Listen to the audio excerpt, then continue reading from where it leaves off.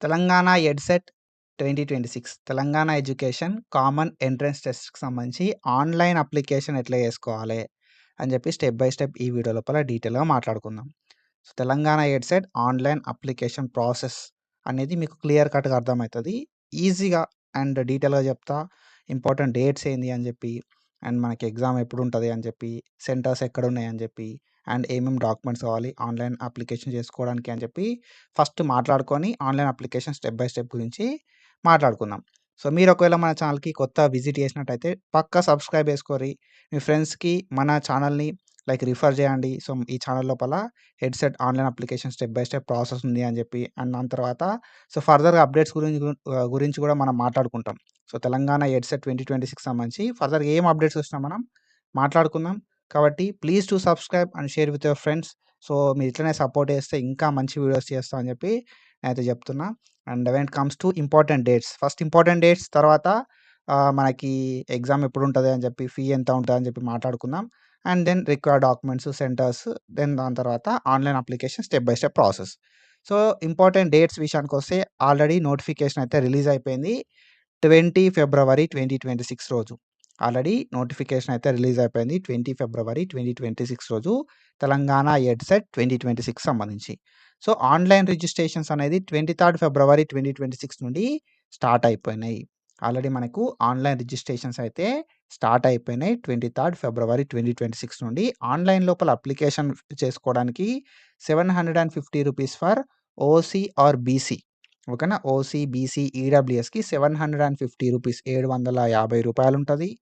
And SC, ST, PWD or PH ఎవరైతే ఉంటారో physical handicapped వాళ్ళకి ₹550 ఫీ అయితే ఉంటదన్నట్టు. ఆల్రెడీ ఆన్‌లైన్ రిజిస్ట్రేషన్ స్టార్ట్ అయినాయి. మీరు ఆన్‌లైన్ లోపల అప్లికేషన్ చేసుకోవడానికి ఏప్రిల్ 15 దాకా టైం ఉన్నది. ఎట్లాంటి ఫీ లేకుండా, ఎట్లాంటి లేట్ ఫీ లేకుండా ₹750 తోటి లేకపోతే ₹550 తోటి డిపెండింగ్ అపాన్ యువర్ కేటగిరీ మనకి ఆన్‌లైన్ లోపల అప్లికేషన్ చేసుకోవడానికి ఎట్లాంటి లేట్ ఫీ లేకుండా 15 ఏప్రిల్ 2026 దాకా టైం అయితే ఉంది. 15థ్ ఏప్రిల్. 22nd ఏప్రిల్ దాకా మనకు టైమ్ ఇచ్చిర్రు with ₹250 late fee. ₹250 late fee తోటి 22nd ఏప్రిల్ దాకా టైమ్ అయితే ఇచ్చిర్రు. 500 లేట్ ఫీ తోటి 27th ఏప్రిల్ దాకా టైమ్ అయితే ఇచ్చిర్రు. అండ్ 30 ఏప్రిల్ వరకి మనకి ₹1000 లేట్ ఫీ తోటి ఛాన్స్ అయితే ఇచ్చిర్రన్నట్టు. ₹5000 లేట్ ఫీ తోటి 8th అండ్ 9th మే 2 రోజుల టైమ్ అయితే ఇచ్చిర్రన్నట్టు. అండ్ ₹10,000 ₹5000 వరకే లాస్ట్ ఉంది. ₹5000 లాస్ట్ లేట్ ఫీ తోటి 8th and 9th May time అయితే ఇచ్చిర్రన్నట్టు.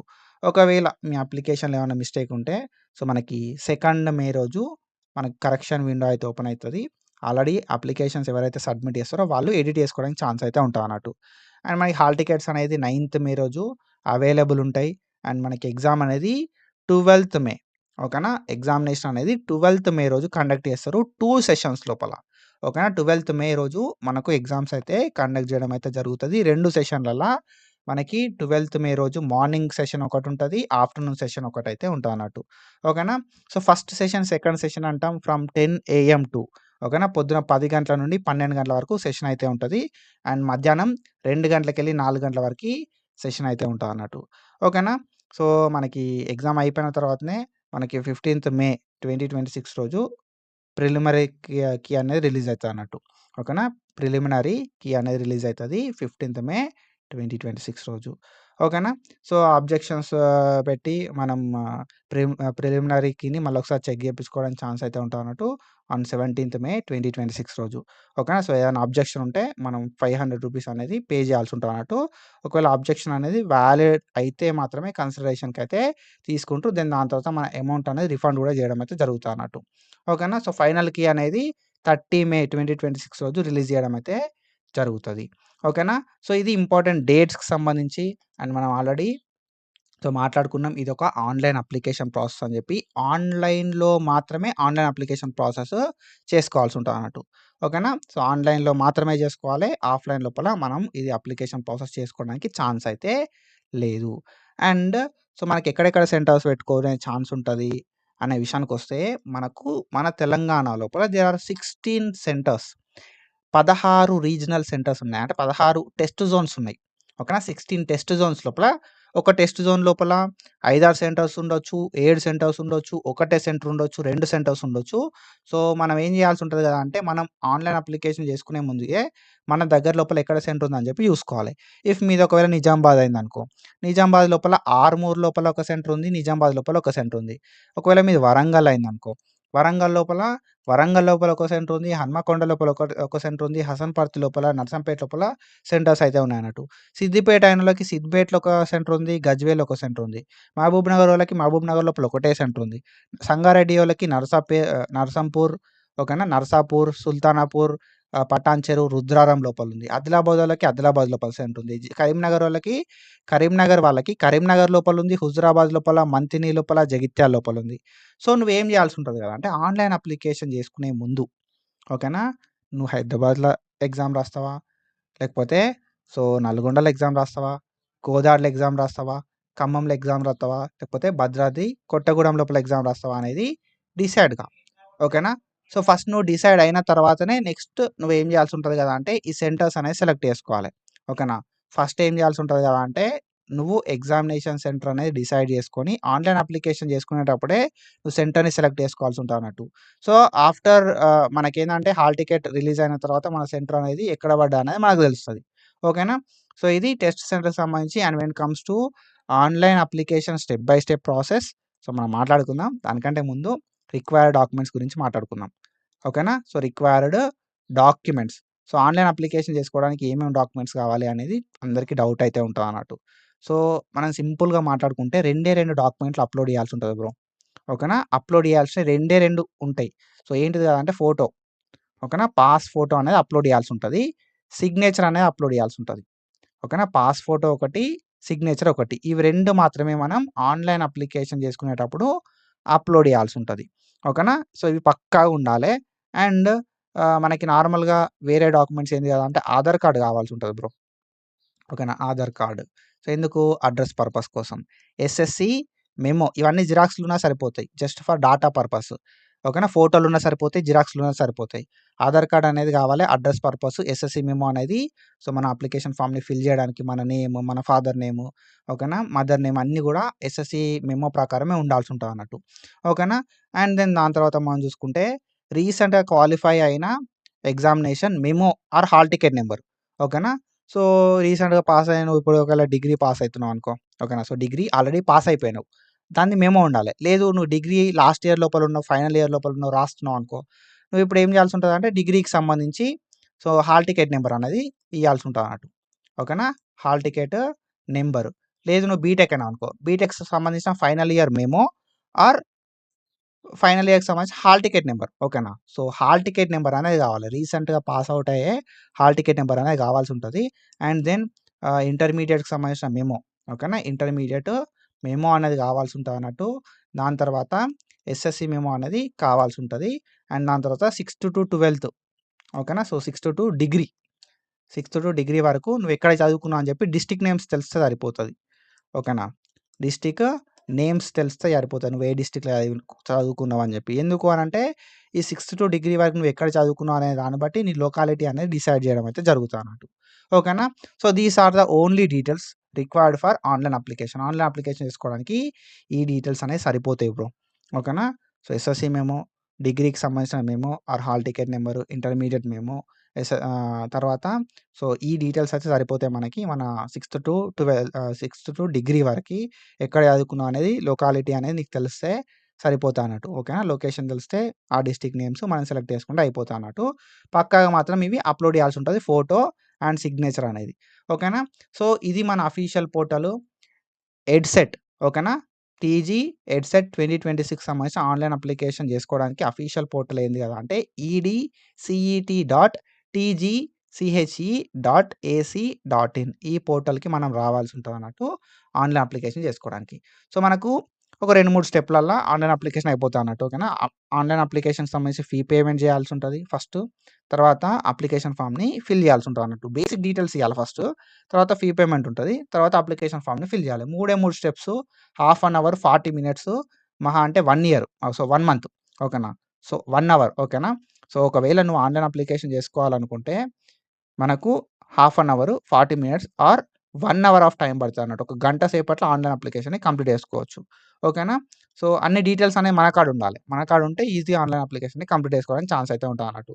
సో, మనకు 3 స్టెప్స్ ఉంటాయి. ఓకేనా? సో, ఒక చిన్న డిస్క్లైమర్ ఏందంటే everything is dummy. So, I'm showing dummy details. So, ఏవైతే డీటెయిల్స్ ఉన్నాయో అవి ఏ పర్సన్‌యి కాదు. సో, మనం డమ్మీ డీటెయిల్స్ తోటి ఆన్‌లైన్ అప్లికేషన్ ప్రాసెస్ గురించి మాట్లాడుకుంటున్నాం. ఓకేనా? సో, అదొకసారి మీరు గుర్తుపెట్టుకోవాల్సి ఉంటది. ఆన్‌లైన్ అప్లికేషన్ అనేది మనం ఫస్ట్ ఆన్‌లైన్ అప్లికేషన్‌కి సంబంధించి కొన్ని బేసిక్ డీటెయిల్స్ ఫిల్ చేసి ఫీ పేమెంట్ అనేది చేయాల్సి ఉంటది ఫస్ట్. దెన్ దాని తర్వాత ఆన్‌లైన్ అప్లికేషన్ ఫార్మ్ అనేది ఫిల్ చేయాల్సి ఉంటదన్నట్టు. సో, బేసిక్ డీటెయిల్స్ ఎట్లా ఫిల్ చేయాల్సి ఉంటది కదా అంటే ఫస్ట్ ఇక్కడ మనకు అప్లికేషన్ ఫీ పేమెంట్ అనే ఆప్షన్ ఉంటది ఫస్ట్. సో, దీని మీద మనం ప్రెస్ చేయాలి. అప్లికేషన్ ఫీ పేమెంట్ అని చెప్పి. దాని మీద మనం ప్రెస్ చేస్తుంటే మన పోర్టల్ అనేది ఇట్లా చూపెడతది. ఓకేనా? నువ్వు అన్నీ గూడా చదివినవా లేదా?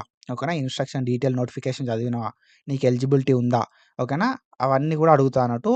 So, please check your eligibility before online application. ఓకేనా? అఫీషియల్ వెబ్‌సైట్‌ని చెక్ చేయండి. Please visit official website before completing your online application form. ఓకేనా? సో, ఈ డీటెయిల్స్ అన్నీ కూడా డమ్మీ డీటెయిల్సే. సో, మీరొకసారి అన్నీ కూడా చెక్ చేసుకోరి.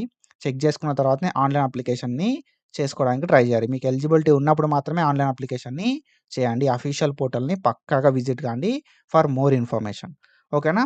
సో, మనం ఏందంటే అన్నీ చదివినావా అని చెప్పి అడుగుతది. సో, మీరు అన్నీ చదివితే ఇక్కడ యెస్ అని చెప్పి అంటే మనకు పోర్టల్ అనేది ఇట్లా ఓపెన్ అయితదన్నట్టు. ఓకేనా? సో, ఇక్కడ ఏమేమి అడుగుతది అంటే qualifying examination hall ticket number. ఒకవేళ నువ్వు డిగ్రీ అయితే డిగ్రీది, పీజీ అయితే పీజీది ఆర్ బీటెక్ అయితే బీటెక్‌ది ఆర్ ఈక్వాలెంట్ ఏదైనా డిగ్రీ ఉంటే ఆ ఈక్వాలెంట్ డిగ్రీకి సంబంధించి హాల్ టికెట్ నంబర్ ఇక్కడ ఎంటర్ చేయాలే. ఓకేనా? Qualifying examination hall ticket number అనేది ఎంటర్ చేయాలే. నువ్వు ఎగ్జామ్స్ రాయబోతున్నావు. No issues. ఎంటర్ చెయ్యి. ఓకేనా? దెన్ దాని తర్వాత క్యాండిడేట్ నేమ్ ఎస్ఎస్‌సి మెమో లోపల నీ నేమ్ ఎట్లుంటే అట్లా ఇయ్యాల్సుంటది. ఇక్కడ క్యాండిడేట్ నేమ్ లోపల. డేట్ ఆఫ్ బర్త్ కూడా ఎస్ఎస్‌సి మెమోలా ఎట్లా ఉంటే అట్లా ఇయ్యాల్సుంటది. మీ మొబైల్ నంబర్ అనేది వర్కింగ్ మొబైల్ నంబర్ ఇయ్యండి. అండ్ ఆల్టర్నేటివ్ మొబైల్ నంబర్ అనేది అంత పెద్ద మ్యాటర్ కాదు. దాన్ని లైట్ తీసుకోరి. దెన్ దాని తర్వాత ఈమెయిల్ అడ్రెస్. ఈమెయిల్ అడ్రెస్ అనేది వర్కింగ్‌ది ఈమెయిల్ అడ్రెస్ ఇయ్యండి. ఓకేనా? దెన్ దాని తర్వాత కేటగిరీ. కేటగిరీ అనేది మీరు ఏ కేటగిరీ? ఓసీనా? బీసీనా? ఓకేనా? బీసీ లోపల సబ్ కేటగిరీ ఏంటిది? ఎస్సీ అయితే ఎస్సీ లోపల గ్రూప్ 1ఆ? గ్రూప్ 2ఆ? గ్రూప్ 3ఆ? ఎస్టీనా? అని చెప్పి మీ కేటగిరీని మీరు సెలెక్ట్ చేసుకోవాల్సుంటది. డిపెండింగ్ అపాన్ ద కేటగిరీ మనం అమౌంట్ అనేది పే చేయాల్సుంటది. ఒకవేళ నువ్వు ఎస్సీ, ఎస్టీ, పీహెచ్ అయితే రూ. 550 ఫీ పేమెంట్ ఉంటది. లేకపోతే ఓసీ, బీసీ అయితే రూ. 750 ఫీ పేమెంట్ ఉంటది. ఓకేనా? సో, నీ కేటగిరీని ప్రాపర్‌గా సెలెక్ట్ చేసుకోవాలి. దెన్ దాని తర్వాత పీడబ్ల్యూడీ ఫిజికల్లీ ఛాలెంజ్డా అని చెప్పి ఒకటి ఉంటదన్నట్టు. యెస్ ఆర్ నో అని. ఉంటే యెస్ అని చెప్పి ప్రెస్ చేయి. లేదంటే నో. ఓకేనా? సో, మనకు డీటెయిల్స్ లోపల ఏంటంటే ఒకవేళ మీకు పీహెచ్ ఉన్న పీహెచ్‌కి సంబంధించి అండ్ ఏదైనా సర్టిఫికేట్స్ ఉన్నా కూడా సర్టిఫికేట్స్ సంబంధించి నంబర్స్ అయితే ఉండాల్సి ఉంటదన్నట్టు. ఇప్పుడు పీహెచ్ ఉందనుకో సదరం సర్టిఫికేట్ ఉండాలి. ఓకేనా? సదరం సర్టిఫికేట్ అనేది ఉండాల్సి ఉంటదన్నట్టు. సదరం సర్టిఫికేట్ నంబర్ అనేది ఉండాల్సి ఉంటది. ఓకేనా? మీరిక్కడ యెస్ అని పెట్టిరనుకో సదరం సర్టిఫికేట్ నంబర్ అడుగుతది చూసుకోర్రి. And payment type. Payment type లోపల ఏంది కదా అంటే నెట్ బ్యాంకింగ్ ఉందా? ఓకేనా? సో, ఇక్కడ మనకు ఆటోమేటిక్‌గా డిఫాల్ట్‌గా నెట్ బ్యాంకింగ్ ఉంటది. లేదంటే క్రెడిట్ కార్డ్, డెబిట్ కార్డ్ అని ఉంటది. ఆటోమేటిక్‌గా డిఫాల్ట్‌గా సెట్ అయిపోతదన్నట్టు. సో, దాన్ని సెలెక్ట్ చేసుకోవాలి. ఓకేనా? సెలెక్ట్ చేసుకున్న తర్వాత depending upon the details you gave నువ్వే డీటెయిల్స్ ఇస్తున్నావు అనే దాన్ని బట్టి అమౌంట్ అనేది చూపెడతది ఫీ పేమెంట్ చేయడానికి. ఓకేనా? సో, అమౌంట్ అనేది ఇక్కడ నీకు చూపెడతదన్నట్టు. ఆ అమౌంట్ అనేది చూసిన తర్వాత ఇక్కడ I have carefully gone through notification. So, నేను ఏదైతే నోటిఫికేషన్ ఉందో నోటిఫికేషన్‌ని ప్రాపర్‌గా చదివినా, ఎలిజిబిలిటీ చదివినా, ఇన్‌స్ట్రక్షన్స్ అన్ని చదివినా, ఓకేనా? నాకు అర్థమైంది అనుకున్నప్పుడు మాత్రమే you have to tick here and proceed for payment. ఓకేనా? డీటెయిల్స్ అన్నీ చదివిన తర్వాతనే సో, అన్ని డీటెయిల్స్ ప్రాపర్‌గా ఇచ్చిన తర్వాతనే పేమెంట్‌కి ప్రొసీడ్ గారి. ఏవైతే మీరిప్పుడు ఇచ్చిన డీటెయిల్స్ ఉంటాయి కదా! పేమెంట్ ఫార్మ్ ఈ డీటెయిల్స్. ఈ డీటెయిల్స్ మీరు ఏవైతే ఇచ్చిరో ఇవి ఎడిట్ కావు. ఓకేనా? ఎడిట్ అనేది ఇది కావు. కాబట్టి జాగ్రత్తగా ఈ డీటెయిల్స్ అనేది ఇవ్వాల్సుంటది. ఓకేనా? ఎడిటింగ్ పోర్టల్ ఉంది గదా బ్రో అనంటే ఉంటది. కానీ ఆ పోర్టల్‌ల ఇవి ఎడిట్ గావు. ఓకేనా? సో, ఇవి ఎడిట్ కావాలంటే మళ్ళా పెద్ద ప్రాసెస్ ఉంటదన్నట్టు. కాబట్టి జాగ్రత్తగా మీ డీటెయిల్స్ ఇవ్వాల్సుంటది. ఓకేనా? దెన్ దాని తర్వాత మనం ప్రొసీడ్ ఫర్ పేమెంట్ అనుడుతోటే మనకు ఎంత పేమెంట్ అని చెప్పి చూపెడతది. సో, నెట్ బ్యాంకింగా, క్రెడిట్ కార్డా, డెబిట్ కార్డా అనే ఆప్షన్‌లు చూపెడతది. దాన్ని బట్టి మీరు మీ బ్యాంకింగ్ అయితే సెలెక్ట్ చేసుకొని మీ పేమెంట్‌నయితే కంప్లీట్ చేసేసేయండి. ఓకేనా. Credit card, debit card options కూడా ఉంటాయి. సో, చూడండి ఒకసారి. చూసి డిపెండింగ్ అపాన్ యువర్ ప్రిఫరెన్స్ మీ పేమెంట్‌ని కంప్లీట్ చేసేసుకోర్రి. ఆఫ్టర్ కంప్లీటింగ్ పేమెంట్ మనకిట్లా రిఫరెన్స్ ఐడీ అనేది వస్తది. దీన్ని రాసి పెట్టుకోండి. ఓకేనా. You will get a reference ID. Payment reference ID అని చెప్పి ఒక నెంబర్ వస్తది. ఈ నెంబర్‌ని నువ్వేం చేయాల్సి ఉంటదంటే రాసి పెట్టుకోవాలి. ఓకేనా. సో, ఈ నెంబర్‌ని నువ్వు రాసి పెట్టుకుంటే ఫర్దర్‌గా నీకు హెల్ప్ అయితదన్నట్టు. దెన్ దాని తర్వాత proceed for application form filling అంటే అప్లికేషన్ ఫార్మ్ ఫిల్ చేసుకోవడానికి మనకు పోర్టల్ అనేది ఓపెన్ అయితదన్నట్టు. కానీ దానికంటే ముందు ఈ రిఫరెన్స్ ఐడీ అనేది మనకొస్తది. వచ్చినప్పుడు మాత్రమే మనం ఫర్దర్ స్టెప్‌కి ఎళ్ళగలుగుతాం. ఒకవేళ పేమెంట్ సక్సెస్ కాకపోతే ఎట్లా తెలుసుకోవాలి అనంటే, సో, మనం ఇక్కడికి కొంచెం కిందికి స్క్రోల్ డౌన్ చేస్తే మనకు మనకు అఫీషియల్ పోర్టల్‌కైతే రావాల్సి ఉంటదన్నట్టు. ఓకేనా. సో, అఫీషియల్ పోర్టల్‌కి రావాలి. పేమెంట్ అయిన తర్వాత నీకు ఒకవేళ పేమెంట్ రిఫరెన్స్ ఐడీ జనరేట్ కాకపోతే నో యువర్ పేమెంట్ స్టేటస్ అనే ఆప్షన్ ఉంటది. దాని మీద ప్రెస్ చేయాలి. ఓకేనా. నో యువర్ పేమెంట్ స్టేటస్ మీద మనం ప్రెస్ చేస్తే మనయి కొన్ని డీటెయిల్స్ అడుగుతది. ఏం details? Qualifying examination hall ticket number అని చెప్పి. సో, నీ డిగ్రీది, బీటెక్‌ది, లేకపోతే పీజీది, లేకపోతే ఈక్వలెంట్ హాల్ టికెట్ నంబర్ ఏదో ఇచ్చుంటావు కదా! ఆ హాల్ టికెట్ నంబర్ ఇక్కడ ఇయ్యాలి. దెన్ దాని తర్వాత నీ మొబైల్ నంబర్ అనేది ఇచ్చి payment status check payment status మీద ప్రెస్ చేయాలి. ఓకేనా. చెక్ పేమెంట్ స్టేటస్ మీద ప్రెస్ చేస్తుంటే మనకి పోర్టల్ అనేది ఇట్లా ఓపెన్ అయితది బ్రో. ఓకేనా. పేమెంట్ అనేది సక్సెస్ అయిందా? ఫెయిల్ అయిందా? పెండింగ్‌లో ఉందా అని చెప్పి. పెండింగ్‌లో ఉంటే వెయిట్ చేయర్రి. ఫెయిల్ అయితే మళ్ళీ అప్లికేషన్‌ని ఫిల్ చేయర్రి. ఓకేనా. సక్సెస్ అయితే ఏం లేదు. ఇక్కడ ఉన్న నంబర్ ఈ నంబర్‌ని నోట్ చేసుకో. నోట్ చేసుకొని ఫర్దర్‌గా ప్రాసెస్‌ని కంటిన్యూ చేయాల్సి ఉంటదన్నట్టు. ఓకేనా. సో, నంబర్‌ని నోట్ చేసుకున్న తర్వాత ఏం చేయాల్సి ఉంటది? ఫిల్ అప్లికేషన్ ఫార్మ్ అనే ఆప్షన్ ఉంటది మనకి అఫీషియల్ పోర్టల్ లోపల. ఇక్కడ ఉంది కదా ఫిల్ అప్లికేషన్ ఫార్మ్ అని చెప్పి ఆ అప్లికేషన్ ఫార్మ్ మీద మనం ప్రెస్ చేయాలి. ప్రెస్ చేస్తుంటే మనకి పోర్టల్ అనేది ఇట్లా ఓపెన్ అయితది. ఏమని చూపెడుతది కదా అంటే పేమెంట్ రిఫరెన్స్ ఐడీ. ఇందాక మనం చూసినాం కదా! ఆ పేమెంట్ రిఫరెన్స్ ఐడీ ఇచ్చేసేయి. మీ మొబైల్ నంబర్. ఏ మొబైల్ నంబర్ ఇచ్చినావో ఆ మొబైల్ నంబర్ ఇచ్చేసేయి. క్వాలిఫయింగ్ హాల్ టికెట్ నంబర్ ఇచ్చేసేయి. డేట్ ఆఫ్ బర్త్ అనేది ఇచ్చేసేయి. Then proceed to fill application form అను మనకి పోర్టల్ అనేది ఇట్లా ఓపెన్ అయితదన్నట్టు. ఓకేనా. So, proceed to fill application form అని చెప్పి కొట్టుడుతోటే మనకి పోర్టల్ అనేది ఇట్లా ఓపెన్ అయితది. టీజీ ఎడ్సెట్ 2026 అప్లికేషన్ ఫార్మ్ అని చెప్పి. ఇక్కడ ఆల్రెడీ నువ్వు ఏదైతే నేమ్ ఇచ్చినావో ఆ నేమ్ వస్తది. ఓకేనా. ఏదైతే నువ్వు నేమ్ ఇచ్చినావో ఆ నేమ్ అనేది వస్తది. దెన్ దాని తర్వాత ఫాదర్ నేమ్ అనేది నువ్వు ఎంటర్ చేయాల్సి ఉంటది. As per SSC memo. Mother name కూడా as per SSC memo enter చేయాల్సి ఉంటది. తర్వాత ఆధార్ కార్డ్ నంబర్. ఓకేనా. సో, మీ ఆధార్ కార్డ్ నంబర్ అనేది ఎంటర్ చేయాల్సి ఉంటదన్నట్టు. ఇది సో, ఆప్షనలే నాట్ మ్యాండేటరీ. ఓకేనా. సో, దాని తర్వాత ఏందంటే మేలా, ఫీమేలా, ట్రాన్స్‌జెండరా అని చెప్పి నీ జెండర్‌ని సెలెక్ట్ చేసుకోవాల్సి ఉంటది. ఓకేనా. దెన్ దాని తర్వాత ఆల్రెడీ కేటగిరీని సెలెక్ట్ చేసుకొని ఉంటరు. సో, కేటగిరీ లోపల సబ్ క్యాస్ట్ ఏంటిదని చెప్పి సెలెక్ట్ చేసుకోర్రి. అండ్ ఈ క్యాస్ట్ సర్టిఫికేట్ నంబర్ కూడా ఆప్షనలే మనకి. క్యాస్ట్ సర్టిఫికేట్ నంబర్ కూడా అంత మ్యాండేటరీ కాదు. ఒకవేళ మీ దగ్గర ఆల్రెడీ క్యాస్ట్ ఉంది అనుకుంటే ఇచ్చేసేయండి సరిపోతది. లేకపోతే నో నీడ్. ఓకేనా. దెన్ దాని తర్వాత మనం చూసుకుంటే ఏరియా ఆఫ్ రిజర్వేషన్. ఓకేనా. సో, ఏరియా ఆఫ్ రిజర్వేషన్ లోపల సో, లోకలా? ఓకేనా. అన్‌రిజర్వ్‌డా? సో, లోకలా? అన్‌రిజర్వ్‌డా అని చెప్పి ఉంటది. లోకల్ అయితే లోకల్, అన్‌రిజర్వ్‌డ్ అయితే అన్‌రిజర్వ్‌డ్. మీరు తెలంగాణ వాళ్ళైతే మాత్రం లోకల్ అని చెప్పి సెలెక్ట్ చేసుకోవాలి. అండ్ దెన్ మీకేదైనా స్పెషల్ కేటగిరీ ఉంటే, స్పెషల్ రిజర్వేషన్ ఉంటే ఆ స్పెషల్ రిజర్వేషన్‌ని సెలెక్ట్ చేసుకోర్రి. ఓకేనా. ఎన్‌సీసీనా? సీఏపీనా? స్పోర్ట్సా? ఏదుంటే అది సెలెక్ట్ చేసుకోరి. ఇఫ్ యూ ఆర్ మైనారిటీ ఓకేనా. సో, మైనారిటీ అయితే మైనారిటీ అని చెప్పి, నాన్ మైనారిటీ అయితే నాన్ మైనారిటీ అని చెప్పి సెలెక్ట్ చేసుకోరి. దెన్ దాని తర్వాత సో, మీరు ఓకేనా. సో, మైనారిటీ అయితే మైనారిటీ సెలెక్ట్ చేసుకోరి. నాన్ మైనారిటీ అయితే నాన్ మైనారిటీ సెలెక్ట్ చేసుకోరి. యాన్యువల్ ఇన్‌కమ్ అనేది సో, మీ ఎంత ఉంది అని చెప్పి ఇన్‌కమ్ సర్టిఫికేట్ లోపల చూసుకోర్రి. ఓకేనా. కొందరి ఇన్‌కమ్ అనేది లెస్ థాన్ 1,00,000 ఉంటది. ఓకేనా. కొందరి ఇన్‌కమ్ అనేది అబోవ్ 1,00,000 ఉంటది. ఓకేనా. అండ్ కొందరి ఇన్‌కమ్ అనేది మోర్ థాన్ 2,00,000 ఉంటదన్నట్టు. సో, మీ ఇన్‌కమ్ సర్టిఫికేట్‌లో ఎంత ఉంది అని చెప్పి చూసుకోరి. లెస్ థాన్ 1,00,000 బిట్వీన్ 1-2 లాక్సా? లేకపోతే మోర్ థాన్ 2 లాక్సా అని చెప్పి. దెన్ దాని తర్వాత బ్యాంక్ డీటెయిల్స్. సో, ఇవి మ్యాండేటరీ కాదు. సో, ఫర్దర్ కరస్పాండెన్స్ కోసం అడుగుతారని ఇది మ్యాండేటరీ కాదు. ఇవి ఇయ్యకపోయినా ఏం కాదు. Then address. అడ్రెస్ లోపల మీరు ఏం చేస్తారు కదా అంటే ఓకేనా. సో, అడ్రెస్ లోపల మీరు ఏం చేస్తారు కదా అంటే మీ హౌస్ నంబర్ గాని ఓకేనా.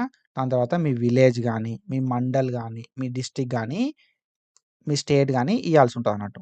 ఓకేనా.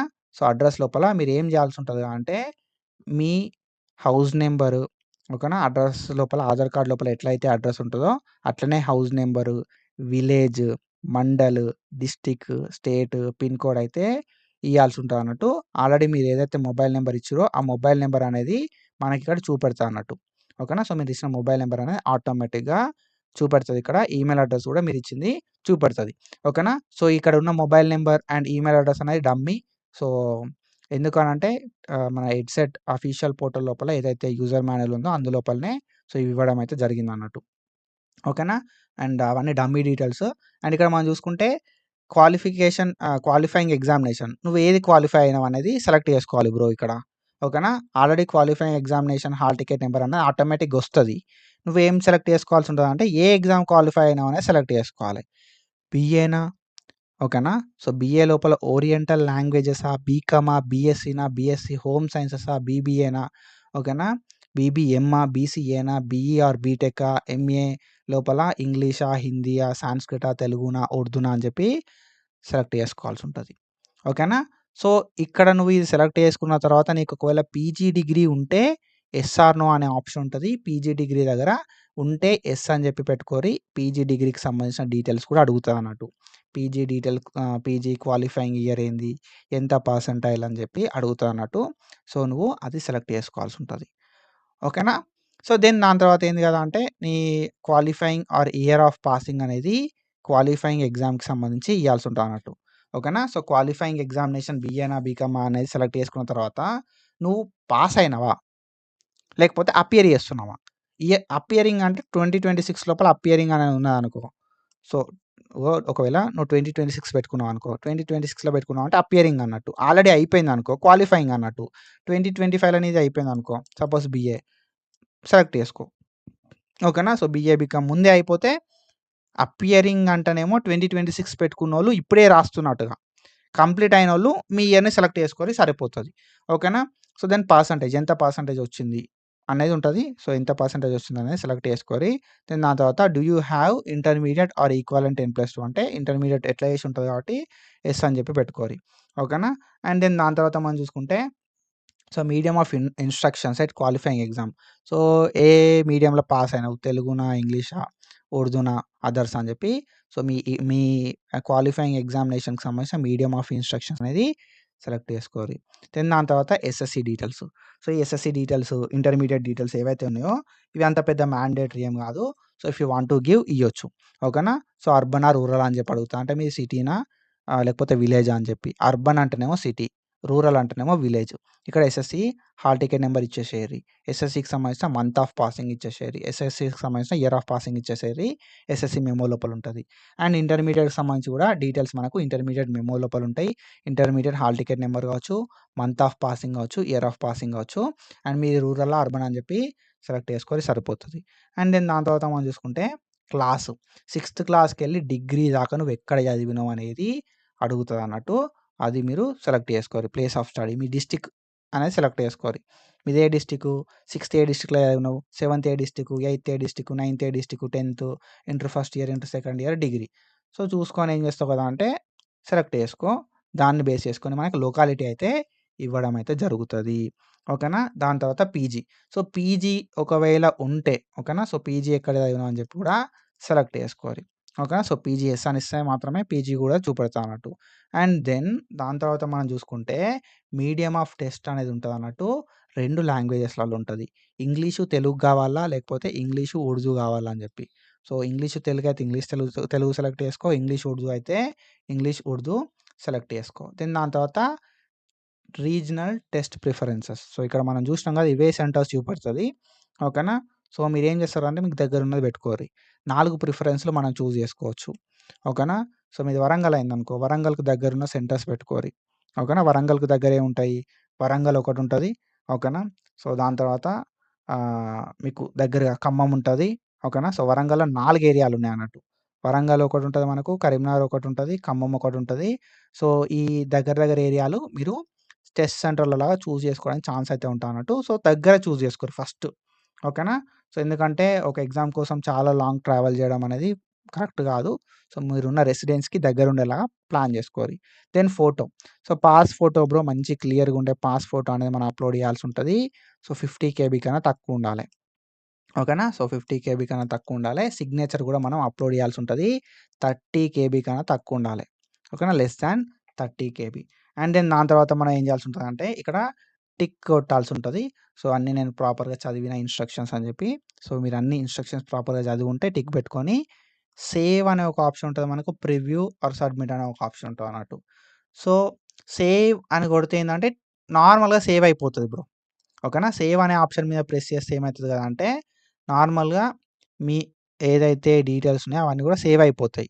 సో, ప్రివ్యూ ఆర్ సబ్మిట్ అని కొడితే ఏమైతది అంటే మనకు ప్రివ్యూ చూపెట్టి సబ్మిట్ అయితదన్నట్టు. ఓకేనా. సో, ప్రివ్యూ అనేది చూపెడతది.